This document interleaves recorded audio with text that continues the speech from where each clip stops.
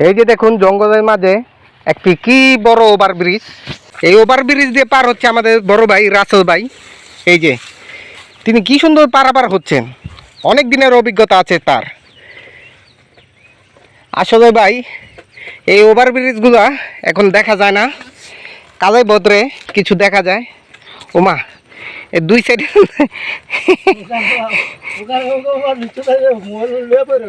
হ্যাঁ হ্যাঁ হ্যাঁ,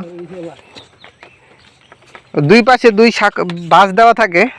এখানে একটাই বাস, বাংলাদেশ বাসের জন্য সেরা, কিন্তু এই জায়গায় দিছে একটা বাসই। যাক, বাসের থেকে না পড়ার আগে আইসা বসি আমরা। অ্যামাজন জঙ্গল দিয়ে পার হইতাছি, অ্যামাজন জঙ্গল। ওপস, বড় বড় গাছ, কই যে আছি নিজেও জানি না। এক একটা বড় বড় গাছ, অজগর সাপও থাকতে পারে, ভয়ঙ্কর সিংহ থাকতে পারে, আশেপাশে সিংহ থাকার সম্ভাবনা আছে। এই যে আমাদের বড় ভাই রাসেল ভাই, তিনি একা একাই চলে যাচ্ছেন। সাহসী ব্যক্তি সে, তার মতো সাহস আমাদের কারোই নেই। এই জন্য বড় ভাইয়ের নেতৃত্বে আমরা সবসময় চলি। বড় ভাই আমাকে একা রেখেই নিজেই চলে যাচ্ছেন। ও বড় ভাই, একটু দাঁড়ান ভাই।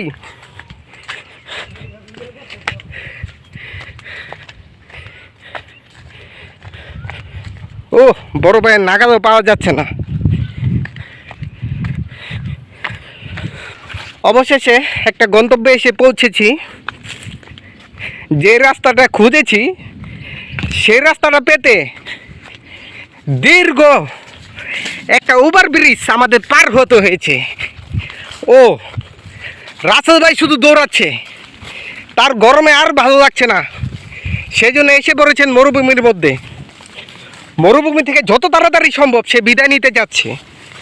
বিদায় নিতে বললে তো আর নেওয়া সম্ভব না, সময় সাপেক্ষ ব্যাপার। এই জন্য ভাই সে দেখুন কিভাবে দৌড়াচ্ছে, তাকে আমরা ফলো করার চেষ্টা করছি। সেও কিন্তু একজন সেলিব্রিটি মানুষ, তারও কিন্তু বহুত ফ্যান ফলোয়ার আছে। তাই ভাই আমাকে পাত্তা দিচ্ছে না তার ভিডিও নেওয়ার জন্য। যাই হোক, ও গাছের মধ্যে কি সুন্দর কাটা রয়েছে। ও